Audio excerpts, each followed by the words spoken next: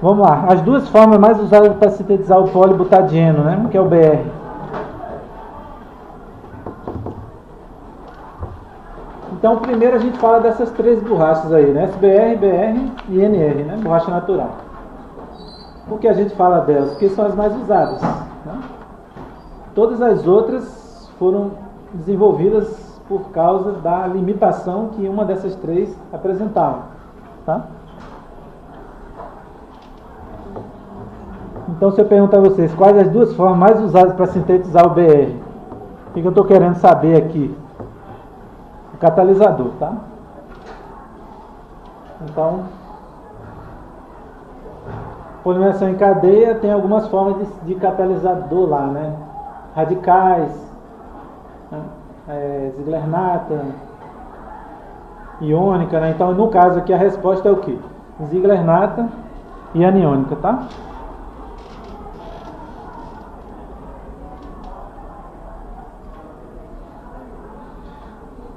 Então, o que eu posso falar disso? A aniônica, por exemplo, é uma polimerização bem chatinha, né? Mas as borrachas de dinheiro, pelo fato de ter essas duplas lá, né? Duas duplas, elas conseguem ser sintetizadas anionicamente. Assim como via radicais, assim como Ziegler-Natta, né? Mas no caso, em termos práticos, são essas duas aí, Ziegler-Natta e aniônica, tá? E aí, por que isso, né? Porque estão vendo as propriedades, né? Vendo as propriedades. A segunda resposta aí, por exemplo, muitas propriedades boas da borracha de polibutadieno hoje vem exatamente para ter um alto teor de cis proporcionado por um desses catalisadores. Qual seria? Ziegler-Natta, ok? Então a resposta da segunda é Ziegler-Natta. Então o Ziegler-Natta sempre tem um controle, né, de taticidade, de isomeria, né? Lembrar, por exemplo, do polipropileno, né? O polipropileno isotático é Ziegler-Natta. Polietileno de alta densidade, né? Processo em baixa pressão, Ziegler-Natta. Então, ele consegue gerar estruturas, né, mais controladas. E alto teor de cis, por exemplo, tem que usar o Ziegler-Natta, tá?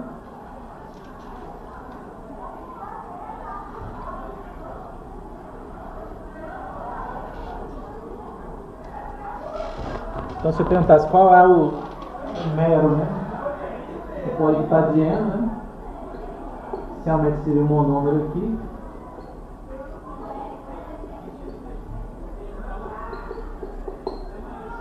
Então, bem simples seria essa aqui, tá? Lembrando que ela pode ser cis, trans ou vinil, né? Então, a TG dela é menor que menos 90, tá? Depende do teor de isômeros. Se tem muito cis, se tem muito trans. Se aumentar o vinil, aumenta a TG, tá? Que é uma ramificação lateral, né? O vinil explora só uma dupla, né? Seria algo assim.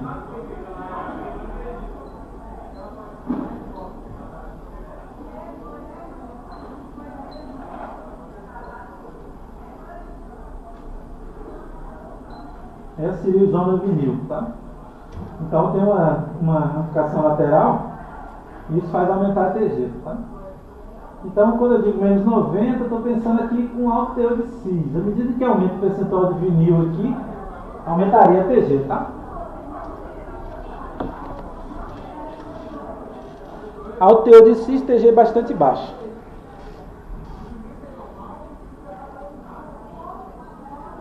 Qual a relação entre TG e percentual de vinil? Acabei de falar. Aumenta vinil, aumenta TG. Como isso afeta a derrapagem no úmido? Diminui, tá? Diminui a derrapagem no úmido. Porque aumentar a TG, aumenta a esterese. Aumentou a esterese, tem mais essa capacidade de dissipar, né?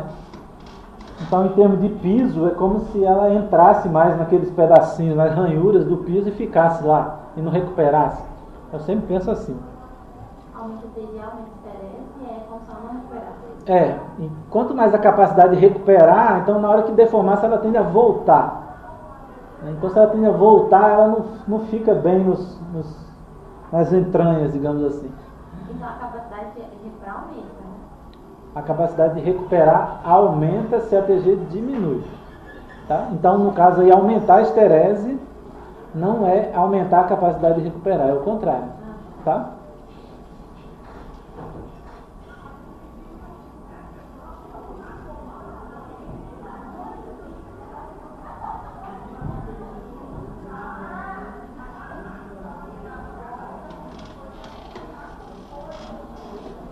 Então, no pneu, por exemplo, os caras usam blendas, né? Borracha natural, SBR, polibutadieno. Então, no caso do polibutadieno, a função dela não é essa, tá? A função do polibutadieno não é aumentar, reduzir, né, a derrapagem no úmido. O que vocês fizeram na 3? Vamos lá, gente. Alguém fez aí a 3? Essa relação da TG com o grupo lateral vai afastar a cadeia, não vai? Não, é importante pensar assim. Ter hidrogênio lateral é o cenário mais fácil possível de rotacionar. Certo? Ter só hidrogênio seria aquelas condições lá. Sempre que tiver ramificação, a barreira potencial é maior, então a TG é maior. Então, em relação ao hidrogênio, sempre vai dificultar rotacionar e, portanto, a TG vai sempre aumentar se tiver uma ramificação. Agora, se você comparar ramificações de tamanhos diferentes, aí aumentar a ramificação pode até ter um efeito de baixar a TG. Porque aí você vai afastar a cadeia. Tá? Mas comparar o hidrogênio nunca vai chegar nessa situação. Tá? Sim. Quem fez a 3 aí? Mas só por aqui que você está falando que aumenta o pneu aumenta o TG. Certo. E vai diminuindo a derrapagem, porque como a TG aumenta a esterese e a capacidade de recuperar vai diminuir. Pronto, é isso aí mesmo.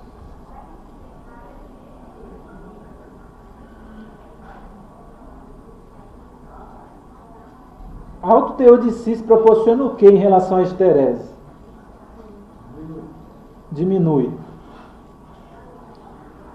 Resiliência. Capacidade de deformar e retornar. Ou seja, capacidade de recuperação da energia armazenada. Aumenta.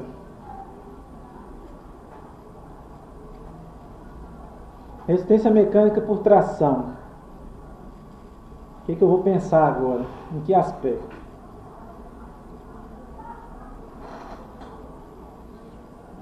Tração alinhando cadeia. O que pode acontecer quando a cadeia alinha se a cadeia deixar? Cristaliza. Alto teor de cis é o que? Regular. Portanto, aumenta a resistência.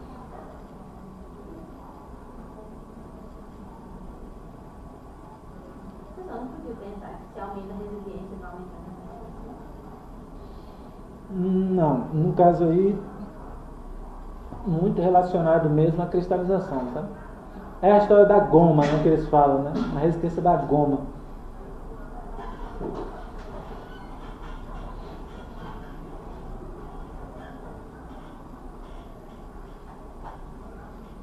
Resistência em si em repouso.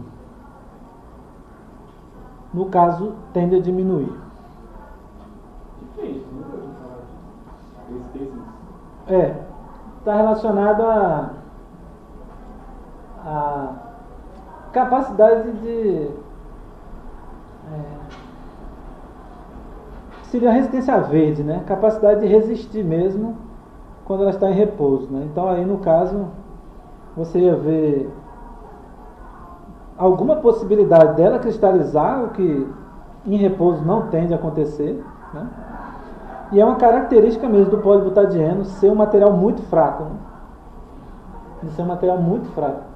E isso eu sempre associo a princípio a TG muito baixa. Então a TG é muito baixa, ela está quase uma espécie de um fluido mesmo na temperatura ambiente. Tá? Mas assim, uma coisa que ajudaria muito nisso aí, e aí não dependeria só do teor de cis, seria, como eu falei, ou ter uma cristalinidade, mas no caso só aconteceria deformando, ou então, e outro aspecto também, que a cristalinidade dela não tende a acontecer naturalmente é o fato da TM dela ser muito baixa, porque se ela precisa da deformação para ter alguma cristalização, como a gente falou nessa penúltima aí. Em repouso, algumas borrachas podem até cristalizar em longo tempo, tá? Mas para isso ela depende de uma temperatura de cristalização um pouquinho alta. E muitas borrachas têm a temperatura de fusão e cristalização, sei lá, menor que 30 graus Celsius, né? Então, quando no caso do polibutadieno, está quase um 0 grau, vamos pensar assim, quase um 0 grau Celsius. Então, nesse caso, não vai tender a cristalizar a longo prazo, né? Não vai tender. E uma coisa que poderia dar alguma resistência nesse material seria uma massa molar alta, né? Uma massa molar alta. E aí não entraria o fator cis, né? Se a massa molar for muito alta, ajuda nessa resistência maior. E vem os etânicos atuando, tá? Mas vamos pensar no material vulcanizado sem esforço, tá? Nesse caso aqui, o que explica é o fato dela ter uma tendência a não cristalizar mesmo, e por ter uma TG muito baixa, ela tende a ser um material pouquíssimo resistente, e ela nunca é usada sozinha, tá? Ela não é usada sozinha. A maioria das vezes é usada como blenda mesmo, tá?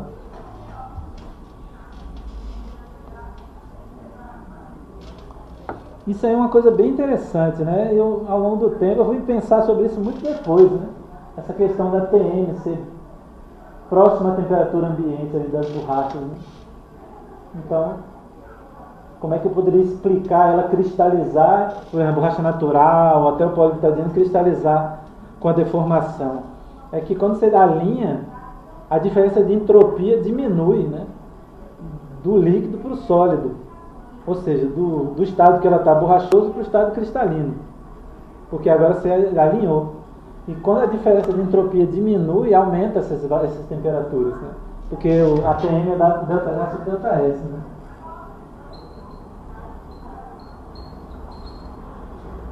Então, no processo mesmo de deformação, você pode fazer reduzir essa entropia, né? A diferença de entropia, porque você alinhou as cadeias no estado borrachoso que ela está. Então, para ela cristalizar, né, a diferença de entropia vai ser pequena, e isso faz aumentar essa TC e, portanto, ela pode até cristalizar. Entenderam isso? Entendeu? Entendeu, Larissa? Tá. Então, gente, é característica do polibutadieno sozinho ser um material pouquíssimo resistente, tá? É característica mesmo, material fraco. Em pneu ela só é usada como blenda. E o objetivo dela lá, como eu estava dizendo, não é essa para derrapagem, não é nada. Na verdade é até diminuir a esterese, tá? No pneu. Ela entra mais como diminuição da esterese. E eu falei um pouco disso aqui em um certo momento, né? Que você sempre vai associar a baixa esterese com a baixa TG. Quanto menor a TG, maior o delta em relação à temperatura ambiente, né? A TG é menos 200, sei lá. Então o delta é grande até chegar à temperatura ambiente. Se a TG for menos 50, o delta é pequeno. Então quanto mais longe ela está da temperatura ambiente, essa TG, menor essa esterese, tá? Mais capacidade de recuperar ela tem. Então a borracha do polibutadieno acaba entrando na borracha, no pneu, mais com esse objetivo mesmo, de dar uma menor esterese, né?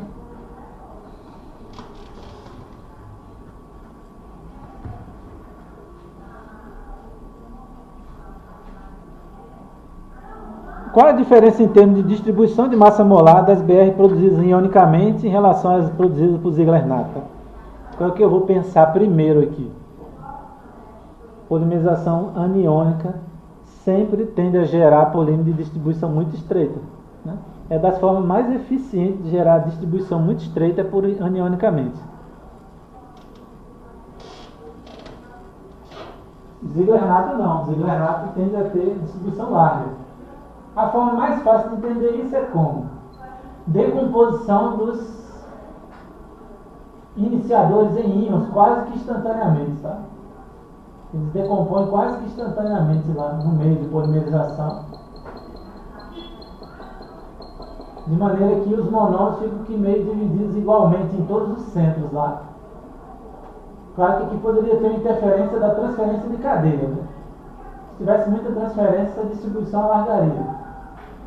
Mas é típico da polimerização aniônica ela ser muito estável e ficar sem transferência se tiver um sistema limpo, né? Inclusive tem até a polimerização chamada de viva, né? Que permite a obtenção de copolímero em bloco, né? Você joga o monômero lá, ela polimeriza, mas o centro não morre. Ele joga o segundo monômero, polimeriza, fica vivo ainda, joga um terceiro e ele faz um copolímero em bloco, né? Essa é na forma iônica a maneira mais comum de fazer isso. Mas de forma geral é isso. A decomposição instantânea de todos o iniciador em centro ativo tende a gerar uma distribuição bastante estreita. Tá?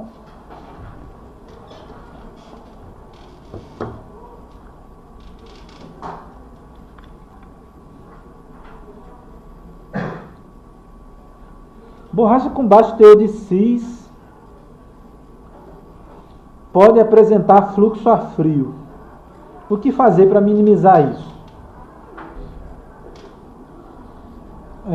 Então, como eu estava dizendo, né, fluxo a frio, apesar de eu ter começado a falar disso lá em cima e depois achei melhor falar dela reticulada, né, na questão 4, depois eu falei, é melhor pensar nela reticulada, vulcanizada, na questão 4 lá, porque aí você associa tipicamente o fato dela ter uma TG extremamente baixa, né, e também não tender a cristalizar, porque a TM é muito baixa, portanto é um material pouco resistente. No caso aí, fluxo a frio, você poderia pensar no material não vulcanizado, né? Seria a capacidade de não manter mesmo a forma, né, com o tempo, esparramar, digamos assim. Então, nesse caso, o que os caras fazem? Eles usam um pouquinho de agente de reticulação para impedir isso, tá? Ou seja, tudo que tentar reduzir o fluxo, cristalização se acontecesse, ótimo. Massa molar muito alta, ótimo, também favorece. Mas no caso aqui, é uma maneira prática que os caras usam um pouquinho de agente de reticulação só para diminuir. Não quer dizer que ele impede de processar. Não. Eles usam só um pouco para reduzir essa capacidade de fluxo, tá? Então, usar agente de reticulação em um nível baixo.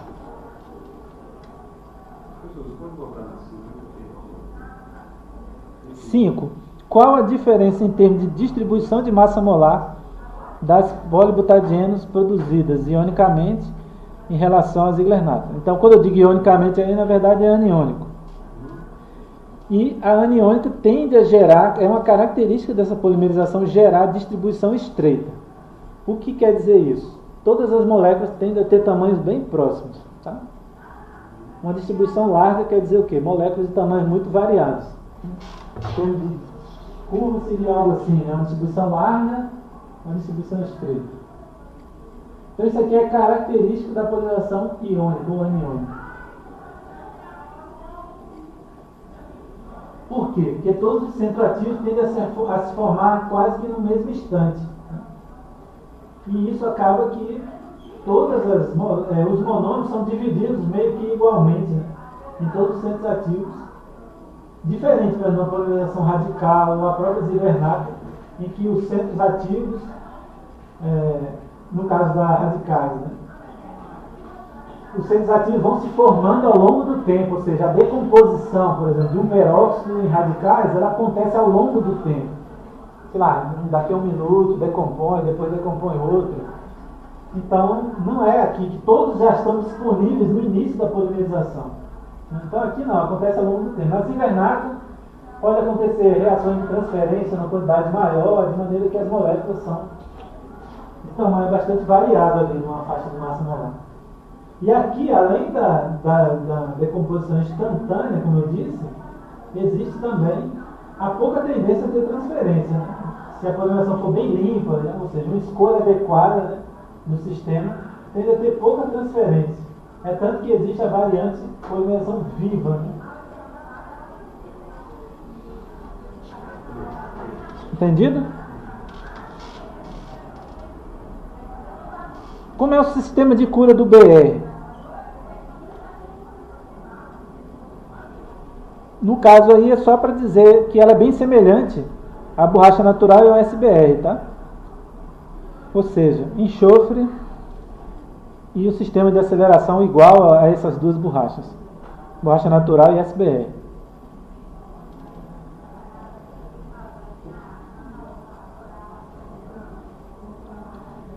Aí coloca entre parênteses, intermediário aos dois. Depois eu vou explicar por quê.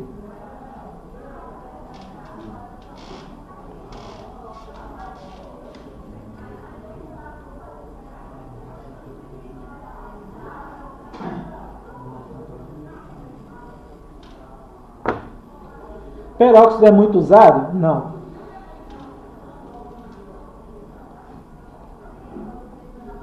Não tende a formar um vulcanizado de boa qualidade usando peróxido, tá? O peróxido é mais usado em saturada, né? Mais usado em saturada, mas a princípio ele pode ser usado com a maioria das borrachas, tá? É só uma questão ali de mudança de sistema. Porque ele atua como? Ele atua gerando radicais e tirando hidrogênio, né? Mas às vezes você pode ter uma borracha que umas, por exemplo, podem tender a ter mais cisão. Por exemplo, quando você aumenta muito o propeno na EPDM, já não fica muito bom. Porque o peróxido, o polipropileno tende a ter mais cisão, então não é uma coisa boa. Então isso depende muito. Mas a princípio, pelo fato de gerar radicais, você poderia extrapolar para qualquer borracha. Mas ela é mais usada sim em borracha saturada. E como eu falei, por exemplo, em alguns casos, quando eu estava dando esse assunto, ela, uma garantia dela, em relação a de enxofre, por exemplo, gerar uma resistência maior do vulcanizado, quanto à temperatura, pelo fato de não ter a ligação enxofre, que é fraca termicamente, né?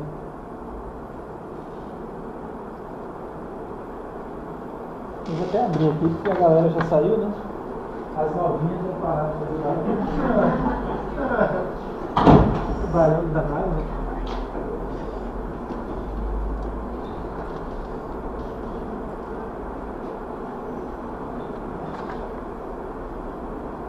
Em pneus, BR é usada mais de que forma? Como blend, tá?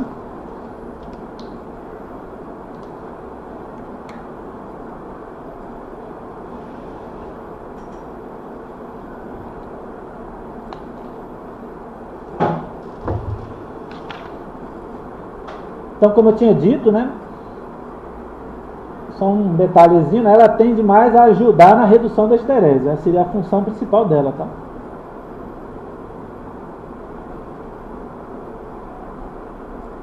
Consegue formar uma microestrutura bem interessante lá com a borracha natural, né?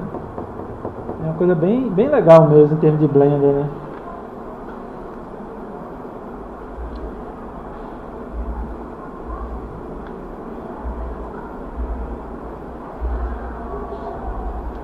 Não é uma blenda miscível não, tá? Ela forma umas microestruturas lá. Como ela tem uma TG muito baixa, ela vai puxar essa esterese para valores menores, né? E tem um detalhezinho também sobre a solubilidade do negro de fumo, né?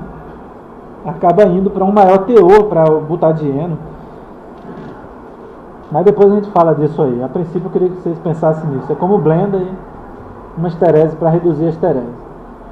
Como é a suscetibilidade à mastigação?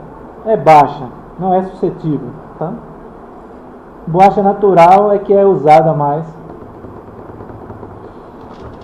Para mastigação, você pode explicar um pouco isso pela ausência do CH3 aqui que tem na borracha natural, tá? Torna mais suscetível à quebra, tá? Tendo um grupo CH3 lá.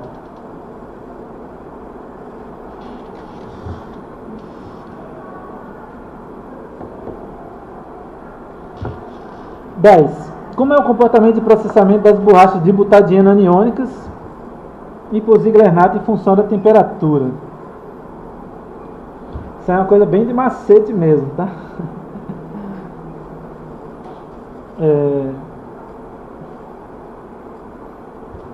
Vamos lá.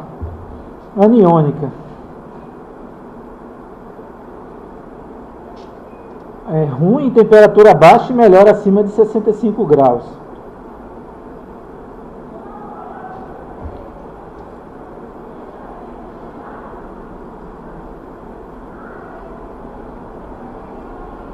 Isso dá para dar uma noção boa. Por quê? Distribuição. Distribuição estreita é sempre conhecida como de processabilidade pior, né? Em termos de cisalhamento, né? É mais difícil. Eu acho que vocês lembram disso, não lembram de processamento? Distribuição estreita. Se você fosse pegar aquela história lá, né, da sensibilidade, né, ao cisalhamento, a viscosidade, né? Aqui seria uma estreita, por exemplo. E aqui seria uma larga. Considerando que elas têm a mesma massa molar, o que daria uma viscosidade igual a cisalhamento baixo, a larga é mais sensível ao cisalhamento. Então, se estiver processando nessa faixa aqui, você vai ter uma viscosidade menor, né, na distribuição larga. Está associada aos entanglements, né? Os entanglements tendem a ficar igualmente distribuídos na distribuição estreita, portanto precisa de cisalhamento maior para reduzir a quantidade desses entanglements. Aqui não. Os entanglements estão concentrados nas moléculas grandes, de maneira que elas meio que ficam sobrecarregadas numa tensão e começa a cair a quantidade de entanglements numa tensão menor, né? Ou numa taxa de cisalhamento menor. Então eu poderia tranquilamente associar isso aí, né? Obviamente só os valores de temperatura que cada polímero tem o seu. E aí por isso que eu falei que é um macete, né? Um detalhe. No caso da ziegler-natta, né? Abaixo de 40 processa bem. Acima disso tende a perder a coesão no moinho, tá? Então, como eu falei, como ela está muito abaixo de TG, na temperatura ambiente, então é de se esperar que ela vai atingir a temperatura de fluxo, né? Aumentando a temperatura. E aí, no caso, ela vai ficar muito mole, muito fraca, digamos assim, aumentando a temperatura. Mas, como a distribuição estreita é mais difícil, né? Isso precisa de uma temperatura maior. Então, isso aí explica bem. Então, ziegler-natta, distribuição é larga. Então, é mais sensível a cisalhamento. Então, em temperatura menor do que a outra, ela já fica muito fluida, né? Mas claro que aí depende da massa molar, tem alguns detalhes, né? Mas comparando uma com a outra, fixando a massa molar, é isso aí, tá? Abaixo de 40 processa bem, acima de 40 perde a coesão, a ziegler-natta. Aniônica, ruim em temperatura baixa, melhor acima de 65.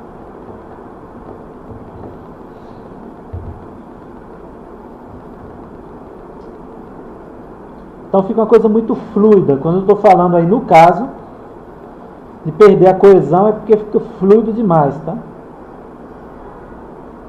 Vamos avaliar aí essa tabela aí.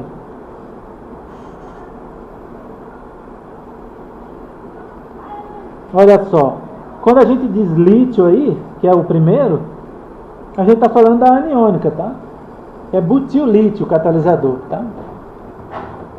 Então a primeira é aniônica. O resto aí é tudo ziegler-natta, tá? Quando eu falo ziegler-natta, estou falando catalisadores de coordenação, né? Então da segunda para baixo aí é tudo ziegler-natta. Então olha só o teor de cis, como aumenta. Essa de neodímio aí é bem famosa, né? Ultimamente, o pessoal às vezes quando fala dela, com altíssimo teor de cis, né?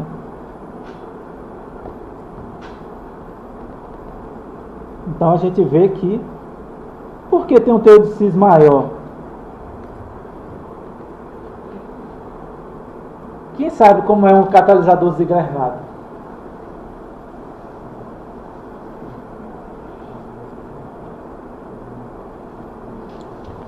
Alguém sabe o que é um catalisador ziegler-natta? Já ouviu falar? Que a gente esquece muita coisa, né?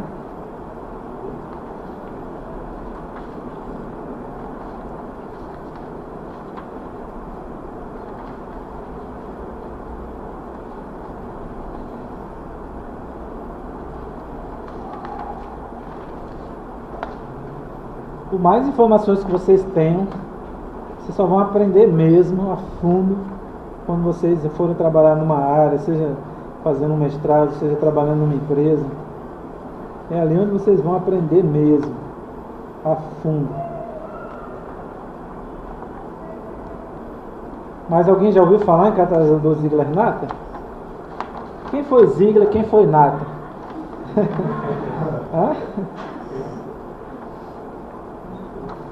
Pelo menos a nacionalidade deles. Natta é italiano e Ziegler é alemão. Qual o primeiro nome de cada um? Andrea de Natta. Não, aí é para cantor de música clássica. Não. É Giulio Natta. Ziegler é Carl Ziegler.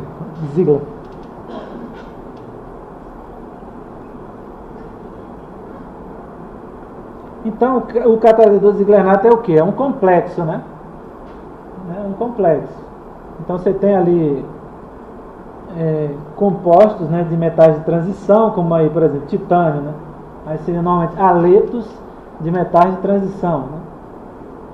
Como, por exemplo, tetracloreto de titânio, né? É um aleto de metal de transição, tetracloreto de titânio. E aí esse composto, né, esse aleto de metal de transição reage com um alquil metálico, que a gente fala, né? Que não, por exemplo, trietilalumínio, olha só, alquil metálico, trietilalumínio. Então tem uma parte orgânica com metal, eles formam um complexo, normalmente sobre uma partícula cerâmica de alta área superficial, né? Como por exemplo cloreto de magnésio, sílica, depende do tipo de catalisador. E o objetivo dessa superfície cerâmica é aumentar, né, a superfície reativa, digamos, do catalisador. É um princípio muito usado, né? Você usa uma cerâmica de alta área superficial, você meio que pinta, né, de catalisador ali, você vai ter uma grande área exposta de meio reativo. Então você aumenta a produtividade desse catalisador, né? E aí o detalhe está na inserção do monômero. Então esse tipo de síntese, ele controla o posicionamento de cada monômero na cadeia que está se formando. Então lá vem um monômero. Como tem um complexo aqui, existem interações, né, devido a íons presentes e tal. Então ele posiciona, né, a maneira de inserir cada monômero. E por isso você tem um controle da estrutura, né? No caso da iônica, tem até algum controle, porque tem íons ali na ponta, né? Mas é menos, tá? É menos, não é um complexo aí. Lá só tem o íon e o contra-íon. Então, de acordo com os grupos laterais ali, você tem algum controle, mas não é como a Ziegler-Natta, que é um controle de estrutura mesmo, espacial, tá? A entrada do monômero é controlada, né? De cada monômero que vem chegando. Então, os caras foram descobrindo possibilidades de gerar estruturas, né, controladas, né?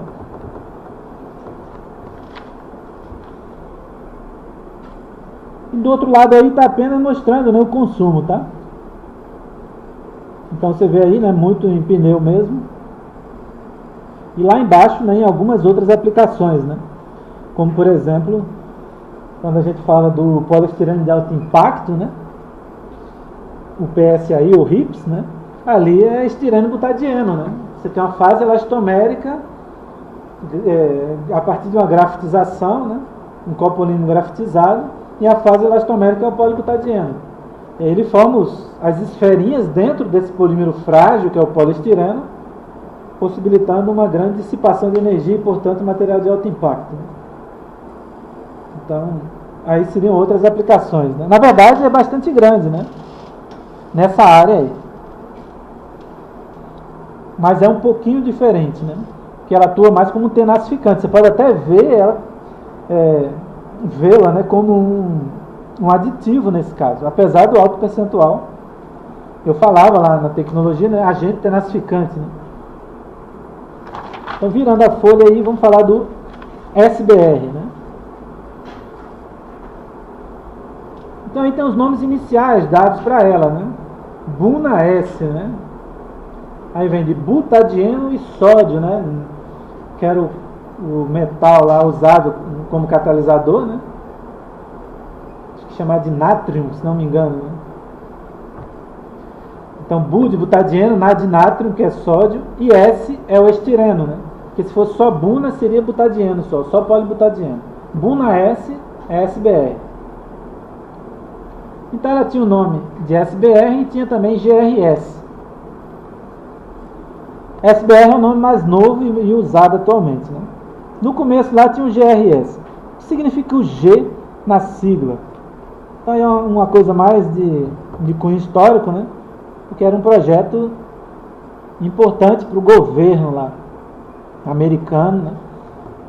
De desenvolver borracha sintética, né? Associada à Segunda Guerra mesmo, né? Então o G é o quê? Government. Governo, tá? Então eram projetos essenciais lá para desenvolvimento desses materiais aí, tá?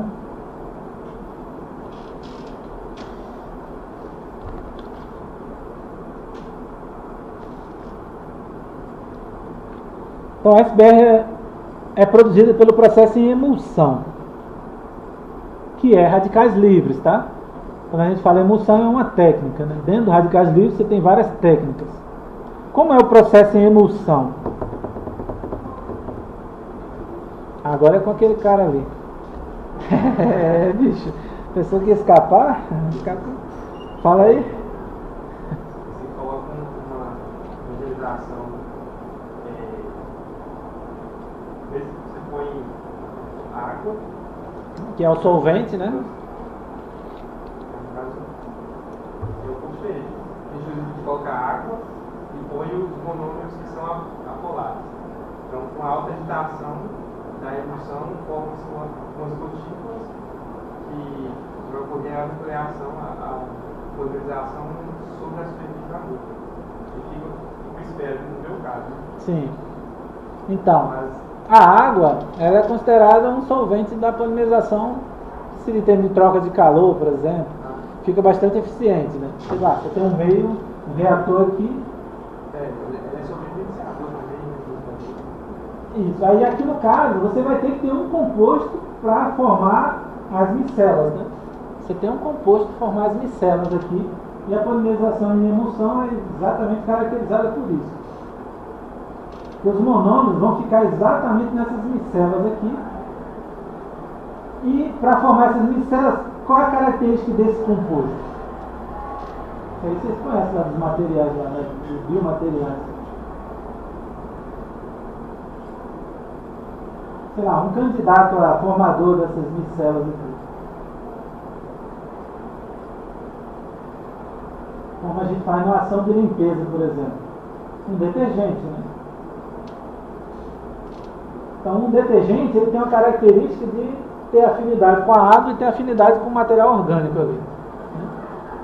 Então ela vai formar ali uma estruturazinha, de maneira que aqui dentro, isolado, estão os monômeros, né, orgânicos. Né? Então você acaba formando mini reatores ali, né, ao longo da estrutura inteira. As micelas são proporcionadas exatamente pela presença desse composto aí que vai formar, que tem essa natureza dúbia aí, né? Tem afinidade com a água inorgânica e afinidade com a parte orgânica ali, né? A parte orgânica dela, afinidade com o monômero. Então elas ficam lá dentro e aí vai entrar um radical aqui e a polimerização vai acontecer, né? Tá? Dentro dessa micela. Tá? Então a emulsão ela tem essa característica aí. Em regra é realmente usada a água, tá?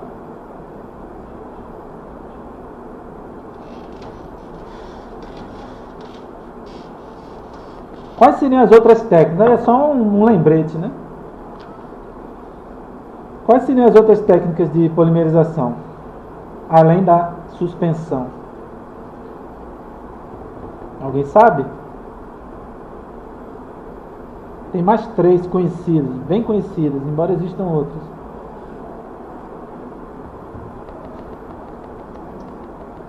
Se tiver só o monômero e o iniciador, qual vai ser o nome?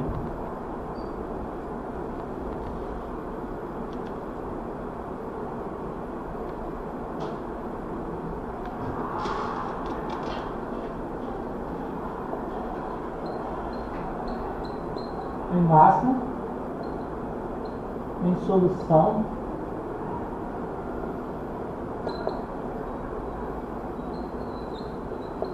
em suspensão, tá?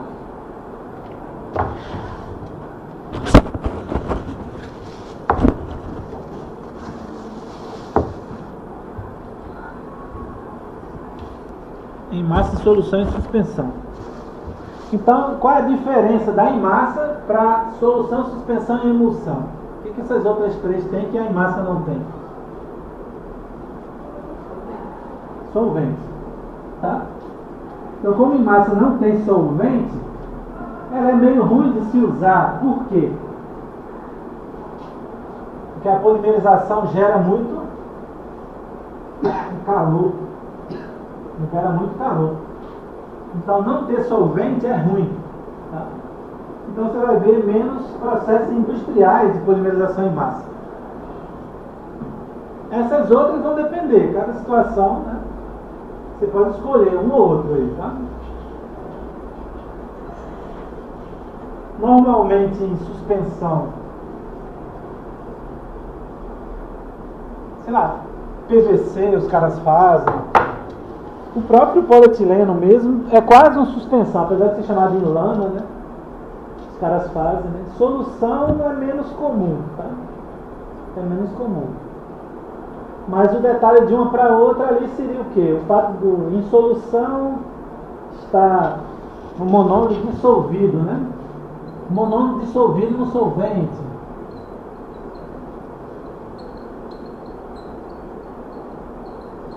Então aqui você tem que ter muito cuidado, por quê? Porque tem uma afinidade grande, então pode ter muita reação de transferência, né? Pode ter muita reação de transferência, e, portanto não gerar massa molar grande. Então cada caso é um caso, tá? Suspensão muito parecida, sendo que o polímero fica no meio apenas por uma agitação mecânica, muito parecido com a emulsão. Sendo que no caso aqui é apenas a agitação mecânica que mantém o monômero lá dentro do solvente, tá? Cada caso é um caso aí, tá?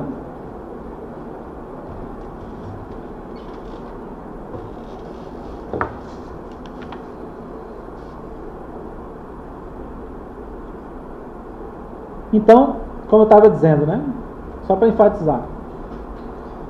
Em massa não tem solvente, as outras 3 têm solventes, né? E a questão é a geração de calor, tá? Que é a desvantagem da polimerização em massa. As outras têm a vantagem de não ter isso e vai depender de cada situação e você vai usar cada um deles aí. Tá? De onde deriva a diferença entre borracha quente e borracha fria para o SBR? Então esse é um nome bastante usado, tá? Bastante comum para o SBR, que é a borracha SBR fria e a borracha quente. Isso aí está relacionado aqui.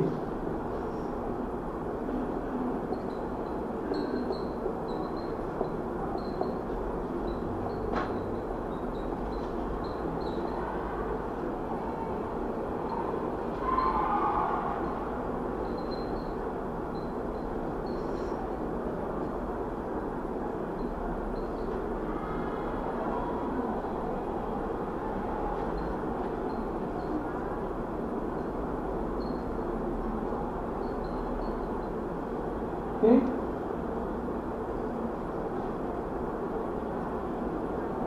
Lembrei da Dilma aqui, né? Eu botei quente, né?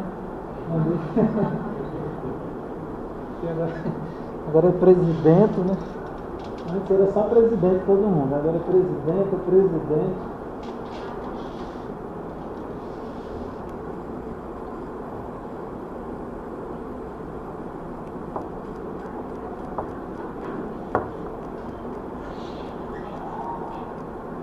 Sim. Segunda parte, né? Em que a temperatura eu coloquei. O detalhe é o seguinte. Antes, como eu disse, aqui a polarização em emulsão está dentro de uma técnica, né? De uma técnica. Então a técnica é como o cara faz, né? Como o cara faz. Se tem solvente, se tem esse composto que eu falei para gerar micelas, se não tem solvente, tal e tal e tal. Isso é a técnica. Mas no caso aqui, ela é uma polimerização via radicais. A polimerização em emulsão, no caso aqui da nossa borracha, é uma polimerização via radicais.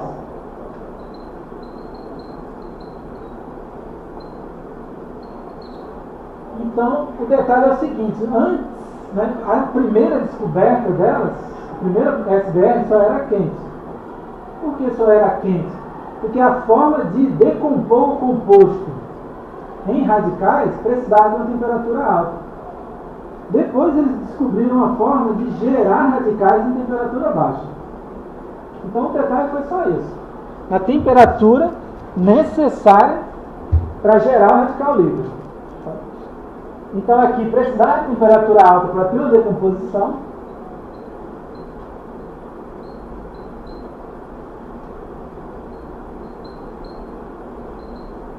E aqui apenas por reação de oxidação e redução lá, eles conseguiam gerar radicais em temperaturas baixas.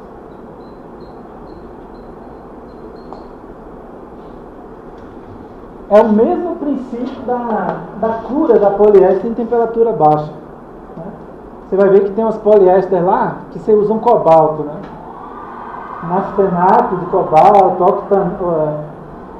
octoato de cobalto, né?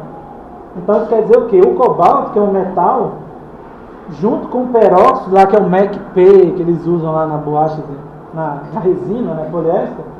Então a presença do cobalto aí faz com que haja geração de radicais a partir do peróxido em temperatura baixa, coisa que muitas vezes não pode ser feita na resina poliéster se não tiver o cobalto. Se não tiver o cobalto, a cura tem que acontecer em temperatura alta. Por quê? Porque para o peróxido se decompor, precisa de temperatura alta para gerar radicais.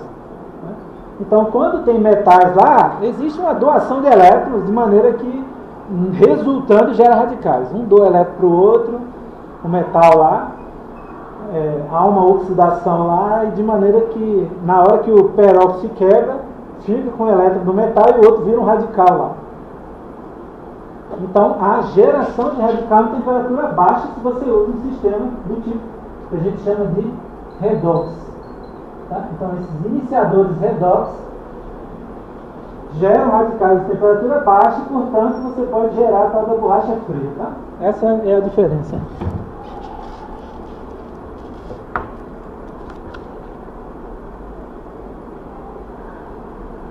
Tá. Essa é com vocês. Porque em vez de copolimerizar butadieno com estireno, não se blenda polibutadieno com poliestireno.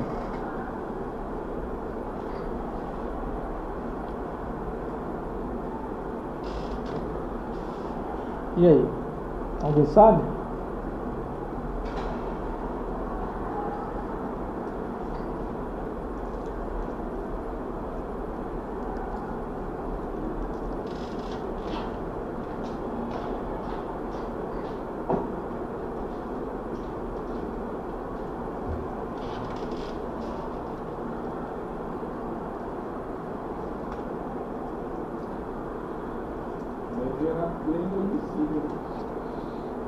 A blenda vai ser imissível e por isso, supondo que o problema, você acha que o problema seria só a interface?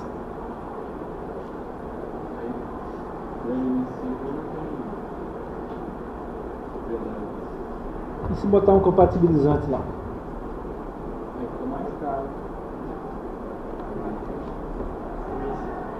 Um barato. Vamos supor que tem um barato. Porque mesmo assim ainda não ia ser. Talvez se tivesse ligação, tirasse.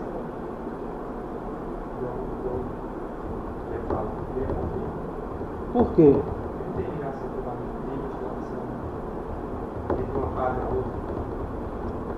E a reticulação ia ser ineficiente, né? Porque ia ter um saturado lá. E ainda tem outro aspecto muito importante. É o fato do PS ter uma TG de 100, né? Teria que começar a tirar o caráter elastomérico. Concorda? Você consegue entender isso? Porque se ele é imissível, ele vai formar uma fase. E como é o poliestireno no nosso dia a dia? É um plástico vítreo. Né? É um plástico vítreo. Então ele ia ficar lá dentro, ele supondo que ele está um teor menor, que para ser borracha, né? Ele ia estar com esferas rígidas lá e ia gerar um plástico duro. Não ia ser uma borracha. Tá ok?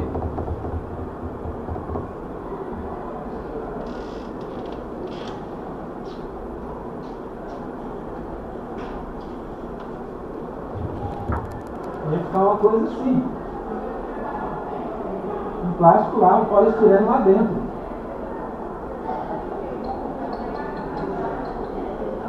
Claro que ia ter uma deformabilidade grande e tal, mas...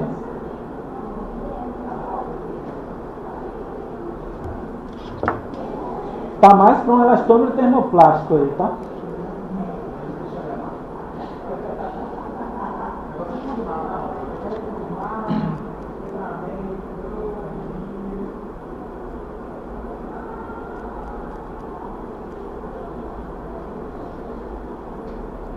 Cite alguns efeitos causados pelo aumento da razão estireno-butadieno no SBR. O que esperar do rebound?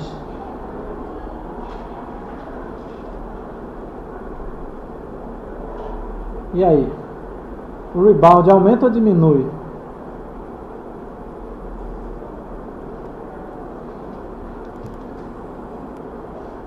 O que é o rebound, gente? Solta a bola, ela volta, né? Se ela voltar, o rebound é grande, né? Então, se aumenta estireno lá dentro, o rebound faz o quê? Diminui. Aí você perguntar, em uma palavra simples para responder isso? TG, né? TG. Se aumenta o estireno, aumenta a TG. Como é que eu faço a previsão da TG de um copolímero aleatório que é o SBR?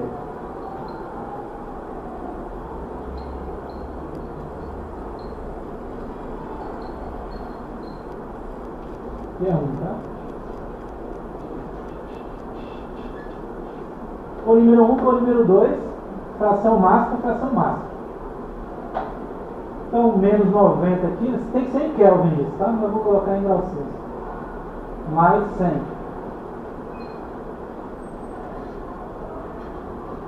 Se aumenta a quantidade do material que tem TG 100, vai aumentar a TG do polímero resultante, né? Módulo.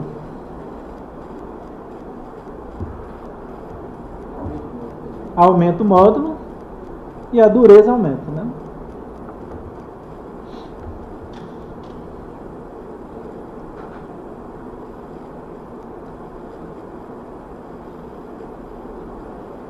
E daí que vem, né, uma importância do SBR como essa questão do adesão em piso úmido do carro. Né? O SBR é um bom contribuidor disso aí.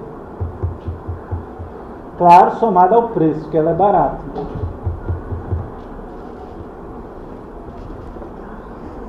Isso aí tem a ver com esterese?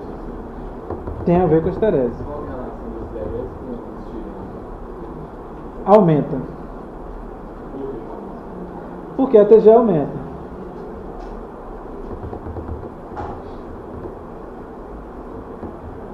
Então diminui o tal do delta que eu tinha dito ainda há pouco.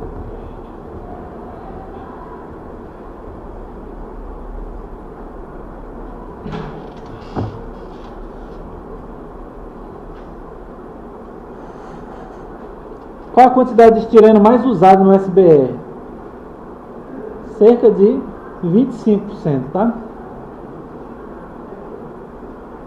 A quantidade molar correspondente vocês fazem depois, tá?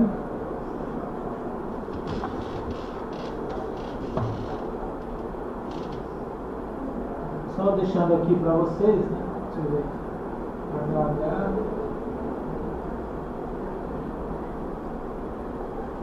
C4 H6 48,54 gramas por mol. E o PS seria o quê? C8H8 12 vezes 8 por 96, 104.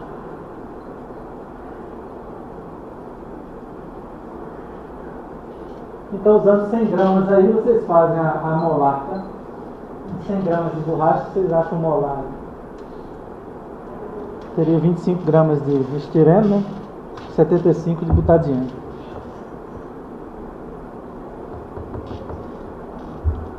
Então, SBR é o que? O copolímero aleatório, tá, gente? Não esquece disso, não.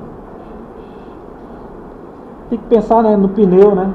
Borracha sintética mais usada. Tá? Como é a relação entre resistência mecânica, trincamento por flexão e abrasão e a temperatura de síntese do SBR?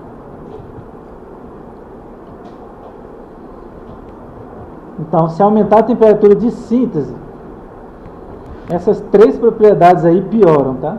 Resistência mecânica cai, o trincamento é facilitado e a abrasão reduz. E é por isso que a borracha cold é uma evolução em relação à borracha quente, tá? A borracha fria ela é uma evolução.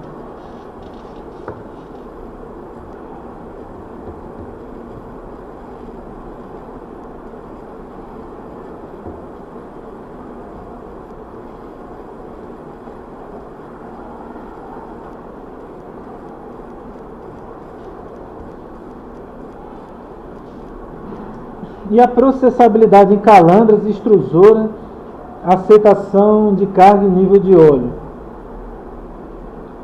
Se a temperatura de síntese diminuir, isso tudo aí melhora, ou seja, a processabilidade é melhor, aceitação de carga, nível de óleo também.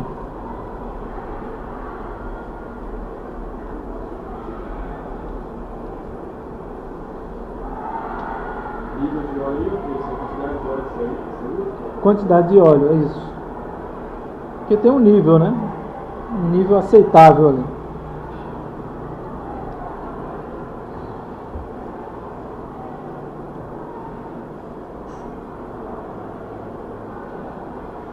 Se quiserem fazer uma relação com aspectos moleculares, vocês colocam aí embaixo. Regularidade vai aumentar. Então você tem que pensar assim, temperatura de síntese aumenta. Vai tender a gerar mais ramificação, vai tender a gerar mais fração de gel, vai tender a gerar fração de massa molar menor também no nível maior. Então isso tudo são defeitos na estrutura, tá? A cadeia menos regular, então isso tudo vai minando, digamos assim, as propriedades, tá? Então se quiserem colocar aí, né, como eu falei, maior regularidade da cadeia ao reduzir a temperatura de síntese. Maior regularidade da cadeia, menos ramificação, menos gel,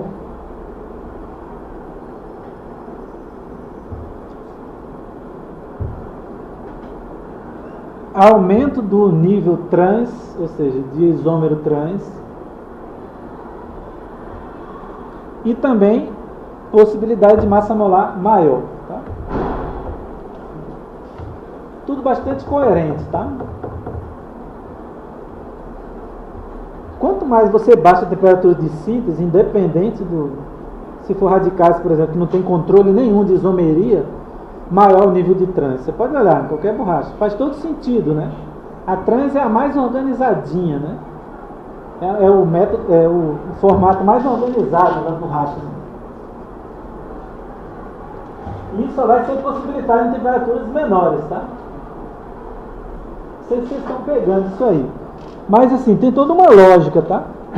Então se você tem uma cadeia mais irregular, a borracha vai ser pior, tá? Então gerar muita ramificação, né? gerar fração de massa molar baixa. Por quê? Porque aumenta as transferências de cadeia na hora da síntese. A cadeia está crescendo, vai ter transferência, né? Mas também pode ter pontos ali de massa molar muito grande, que chama de gel, né? Então as coisas acontecem de maneira que gera um produto mais irregular. Isso vai tender a gerar propriedades inferiores, né? Então, e também a própria irregularidade da cadeia associada ao nível de trans menor, né? Quando a temperatura aumenta, tá?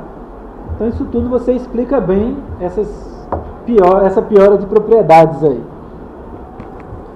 Aceitar mais óleo, eu sempre associo mais com a massa molar mesmo, tá? Com a massa molar maior.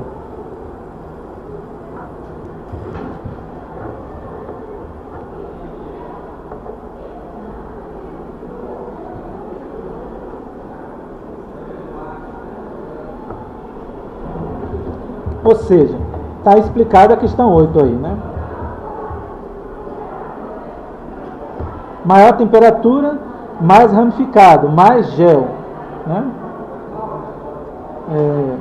Mais fração de massa molar baixa.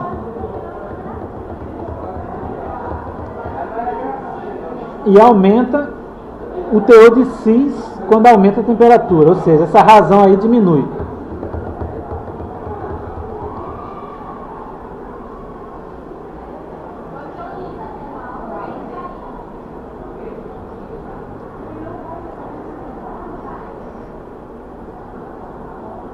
O SBR é menos resistente do que a borracha natural se não carregada, ou seja, sem carga. Por quê? E aí a gente pensa no ensaio de tração. Por quê?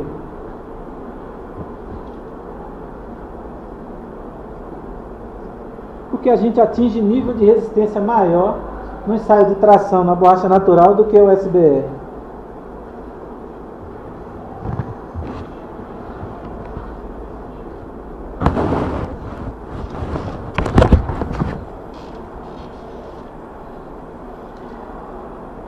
Alguém sabe? Alguma ideia? SBR é um copolinho de que tipo? Aleatório. E aí? A borracha natural é cis, toda cis.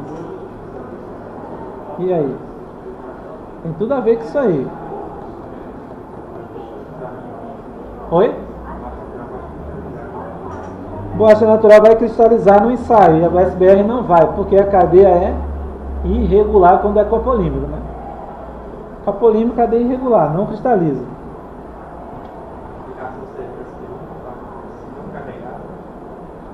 Sem carga, né? Porque aí você entra o fator carga, né? Fator negro de fumo, né? Entendeu? Não carregado aí é sem carga cerâmica, ou negro de fumo no caso, tá?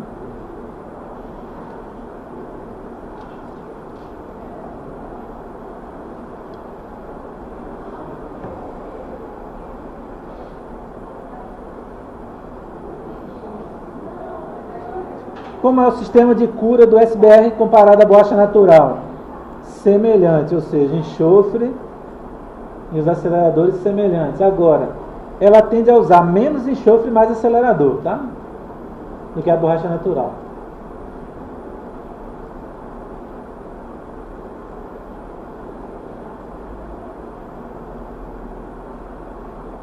Tende a usar menos enxofre e mais acelerador. Você explica isso como?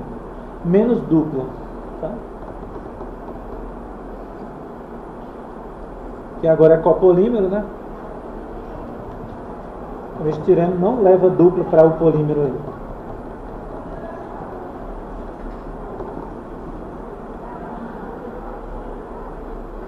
E a mastigação?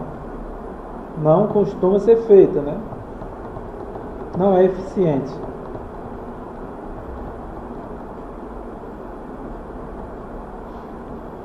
Difícil quebrar. E também por ser sintética já pode se vender uma borracha com a massa molar desejada, né? Sem precisar mastigar. Como é o TEC do SBR? Não é bom, é pouco. capacidade de alta adesão, né? Não esquecer que aditivos melhoram o TEC, né? Resinas, né? Eu falei aqui. O uso de resinas melhora o TEC. Resina mesmo, tá? Resina fenólica, tá? Por que é importante o TEC se não for usado como adesivo dentro da continuidade? É sempre aquela história. O principal do TEC aí é aquela questão de juntar camadas, né? De borracha. Então quando você processa, sei lá, camadas diferentes, você tem que juntar depois para gerar um vulcanizado, o TEC é muito importante. Então esse é o principal aí. Dois tipos especiais de SBR. Então seriam alguns grades especiais que os caras geram, né? Eu acho que no texto que eu mandei para vocês sobre os diferentes métodos de mistura, eu falo um pouquinho de um desses aqui, que é o Master Batch, né, com negro de fumo. Tá? É muito comum o SBR ser vendido como Master. Ele já vem como Master Batch, ou seja, já veio misturado com negro de fumo na hora de vender. Então nesse caso os caras fazem a adição do negro de fumo na borracha no látex ainda. Ou seja, antes de coagular a borracha do reator, né, eles já colocam o negro de fumo para depois coagular. Tá? Então isso aí é um método de mistura bastante interessante, porque não tem muito cisalhamento. Você misturou no estado líquido, né? Isso pode ser feito com a borracha natural? Pode, mas qual é o detalhe? Mais difícil por causa das distâncias em que você tem o látex e tem o negro de fumo. Diferente de empresas de síntese que estão perto do negro de fumo. Tá? Estou falando assim, é uma coisa menos comum, mas também pode ser feito. Processar, ou seja, misturar a carga na borracha ainda na forma látex, para depois coagular. No mínimo aí, menos cisalhamento, menos sujeira do ambiente, né? E etc. Então, Master Batch, né? Então, dê uma olhadinha com mais atenção no texto sobre misturas, que lá eu falo em algum lugar sobre o Master Batch de SBR. Para escolher uma técnica lá daquelas. E a outra seria estendido em óleo, tá? Estendido em óleo é você colocar já o óleo no SBR e vender assim. Então, existe esse grade aí, essa forma de vender. Né?